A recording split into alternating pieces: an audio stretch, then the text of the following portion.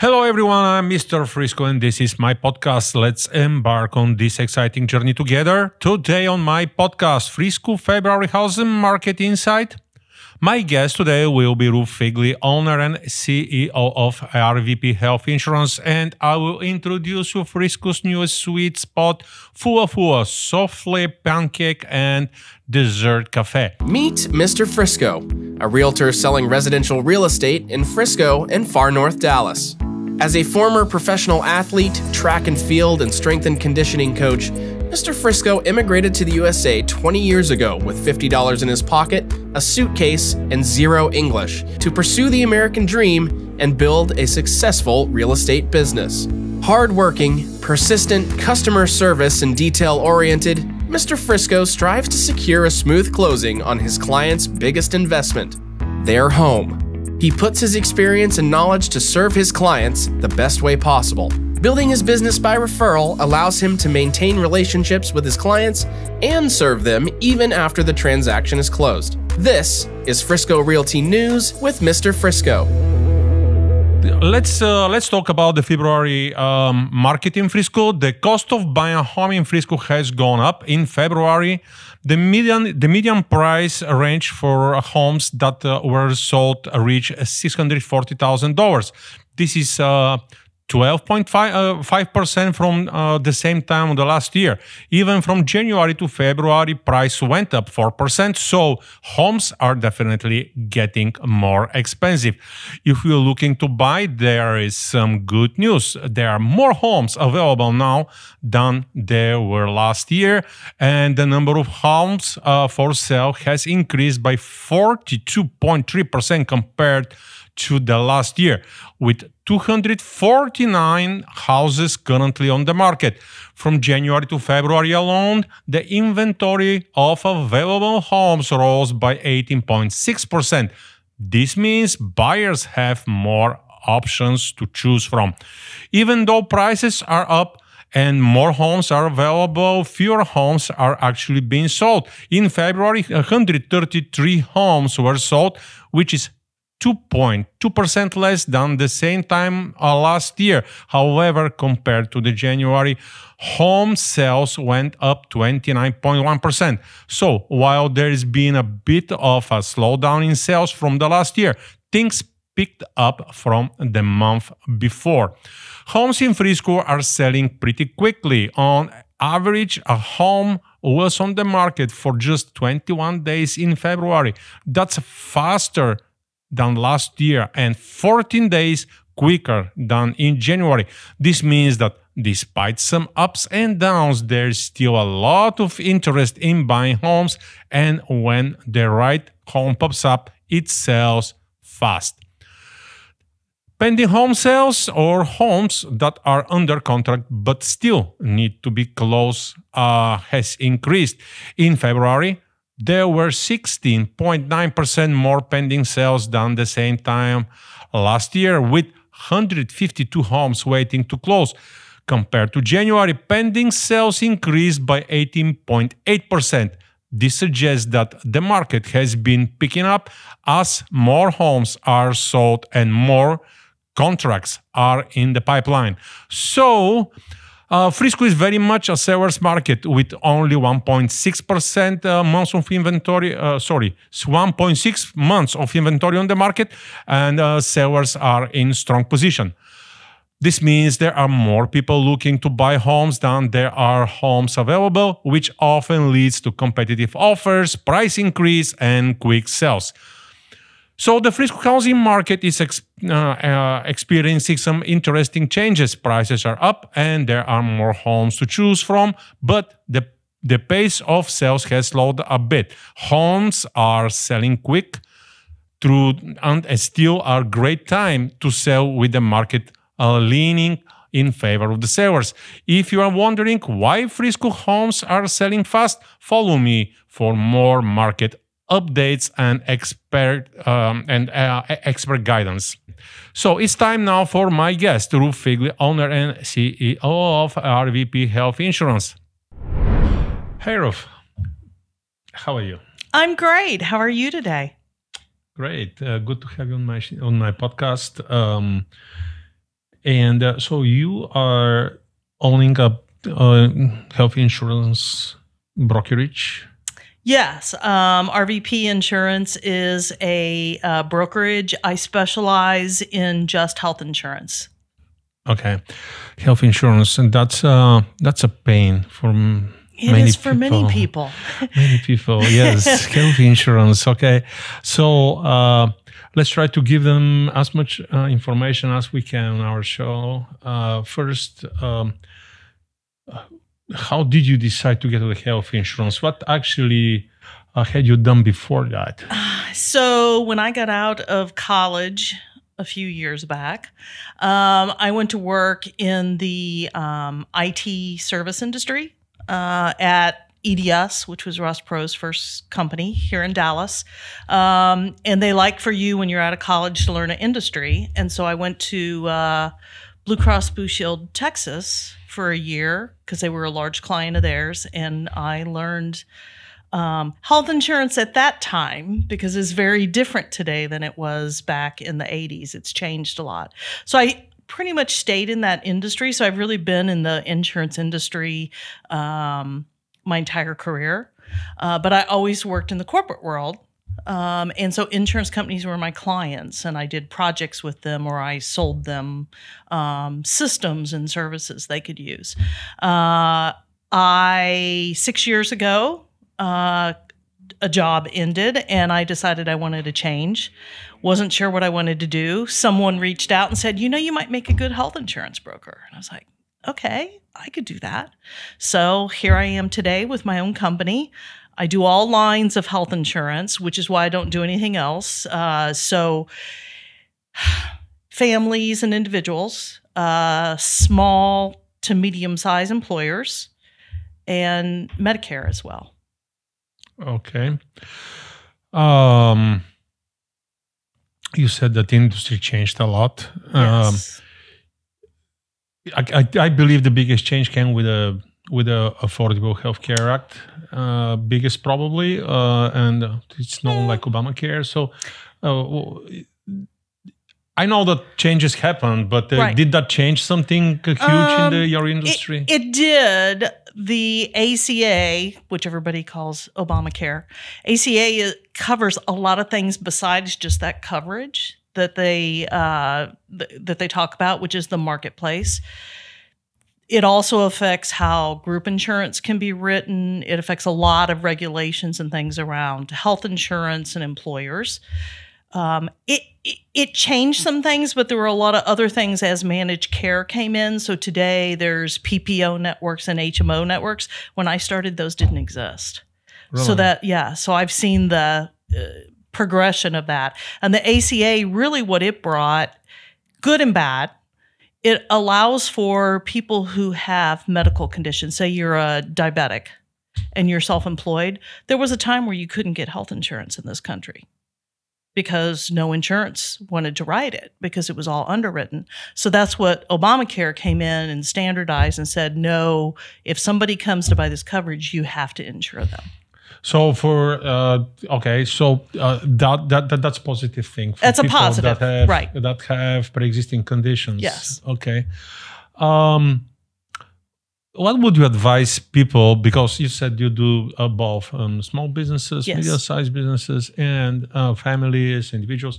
What would you advise people to look at before they start shopping for health insurance? Well, the first thing I tell people, because I do work with a lot of people maybe who are starting a company for the first time and having to buy benefits, what I say is you don't have to make a decision today that you have to stay with for the next 30 years. You can change your health insurance on a monthly basis, really. Most people don't do a monthly basis, but you could if you needed to. So if you're a family, you have a family and you just leave a corporate world and you need to find health insurance, it could be because you're starting a business up. Maybe an Obamacare plan, good and bad about that, which is a very long discussion. That might be the right option from a financial standpoint for the first year or two as you're adding employees to your company if you want to start offering health insurance, which is becoming a little more popular again. For a while that people didn't want to do that, but now they're starting to do that more to try and keep employees. You might move to a group plan, and there's different types of that. So it's an evolution over the time of your company. If you have employees that come to your company that maybe are Medicare age, well, maybe you help pay for some of their premium on Medicare because that helps your overall policy to be less expensive. So there's a lot of details to look at. So it's just a matter of a conversation with them, sit down, see where they're planning to go, what their current situation is, and find the right solution. So actually, because I'm a person that like to talk with not customer service. I would like to have an agent, and insurance agent, health insurance agent. So because I believe they're going to give me better details, they're going to pay more attention. And so the first thing people needs to do is just to find the right health insurance person who is going to navigate them through all of this. I assume there are many products that there are that you can shop Correct. for. Right. And just to find the best for you and your needs. Well, and what I like to do with people is say, I'm going to help you be educated so you can make the right decision for you, because there's not one size fits all. It really depends on your situation. All right. Businesses. All right. Mm-hmm. Some people that open their business, they have two, three employees. Is that enough employees to start health benefits for them? You can start depending on the insurance company. I actually have multiple clients that have 2 employees. So that's usually you have to have 2 employees. Sometimes you can have I have some that are a husband and wife that own a company. Some insurance companies say that's 1 employee with a spouse coverage. So just depends, but there are options out there for them. So the self-employee cannot start a business health insurance for itself. So it's supposed to be individual, correct? I don't know that I understood. Like a LLC, all right? If you're LLC and you don't have any employees, then you need to buy individual. Right. You have to buy individual. It doesn't matter that you're a company, all right? Correct. Yes. Okay. All right. And you're not required as an employer until you get above 50 employees. You're not required, even if you're a full C corporation, you don't have to provide benefits. So there's lots of implications and regulations. So if you have over 50, the employers are required to provide any kind of health benefits. Yes. Okay, healthcare, health insurance. Health benefits, All right. And you must pay for at least 50% of most insurance companies make you pay 50% of the premium. So talking about healthcare saving account, all right? Mm-hmm. That's very popular. It's right off with taxes, and it is a lot of companies, they offer it. How does impact the small businesses? Can they offer that? And can, let's say, individual like LLC that doesn't have employee use that kind of healthcare? You can. I don't set those up, but there are companies I can refer people to, and they can set up many different funding mechanisms. And something also for those of us who are a little older, it's very important to contribute to those before you get to Medicare age. You can use them when you turn Medicare, but you can't contribute anymore, even if you continue working. Oh, really? Mm-hmm. Okay. So it's very good to build that value up before you get to Medicare age. So you recommend everyone, if they can, to have a healthcare saving account, to open one? Sure. So me as an individual, can I open one as an LLC? Yes? Yes, you can. Okay. There's a few different options out there, but you definitely can. So it's not only for companies with employees? No, you can do them individually. Well, you can tell people when they call you how that you do that, because I don't believe many people know that they can do that. Yes. So Medicare. Yes. All right. Tell me about Medicare. First, what Medicare is. All right. So the government programs take Obamacare to the side because that's for people under 65. Medicare focuses on people who are 65 and over. There are some other exclusions and early opt-in, but we won't go there. So it's for people when you turn 65. Now, I work with so many people that get to that age. So some people might still be in a corporate job and get health benefits. You do not have to go. You need to register for Medicare, but there's only part of it that you need to register for. It doesn't cost you anything. You'll get your Medicare number. And typically it's cheaper to stay on your corporate if you have it. A lot of self-employed people, it's great because it is less expensive to pay premiums for that than it is for a group insurance. So yeah. All right. Wow. Okay. I think that's good information. So one last question. Sure. Can people change their insurance at any time, not only during the open signing? Depends on what kind of insurance you have. If you are on Obamacare, an ACA plan, you can only change typically during the open enrollment for January 1st, unless you move. There's always ifs and ways. How far do you need to move?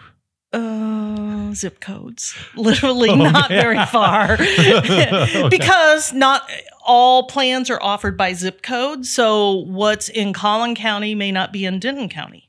So so that's why it's a special enrollment period. So if you qualify for special enrollment, and that's also Medicare is the same way, if you have a special enrollment. So those are all different. Now, if you're on a corporate plan, a group plan, usually that's a once a year or loss of employment, that type of thing. So what I tell people is just call me. That's the best, actually. Call Ruth. Call me. I'm happy to help answer questions. That's really why I got into this, right? Is to leverage my knowledge that I've gained for many years and help people out. It's difficult to navigate through that now for people, So, all right. Then, and Medicare. Medicare, how about the enrollment? You have only one period that people can enroll in Medicare. Let's say you're turning 65 in May. Yeah.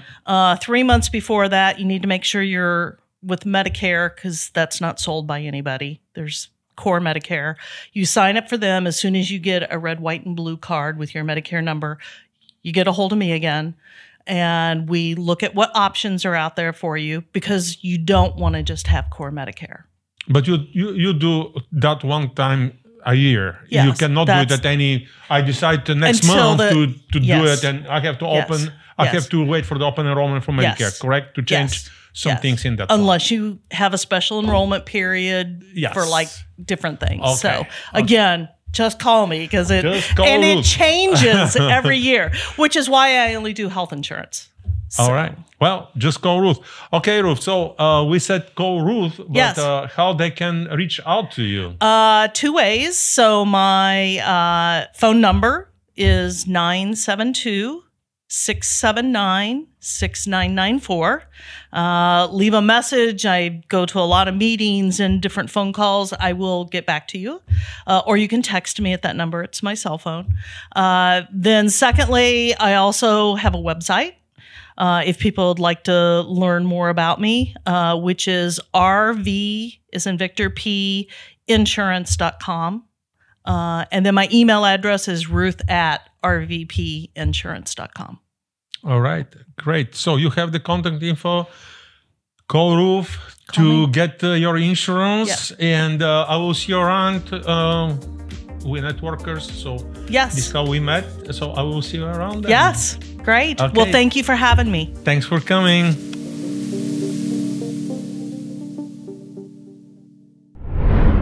So let's talk now about Frisco's newest sweet spot. It's quickly becoming a popular destination for locals and visitors alike. With the city's rapid growth, it's no surprise that new exciting places are popping up all over town. And as more people move to Frisco, the opportunities for businesses and residents continue to expand. It's an exciting time to be a part of this community and to see all the positive changes happening around us. So let's welcome Fuwa to Frisco. It means fluffy in Japanese, and it is the biggest souffle pancake at a dessert cafe in North America. And guess what? It's now open in Frisco. Fuwa isn't your regular pancake spot. It's unique because of how they make their pancakes super light and fluffy.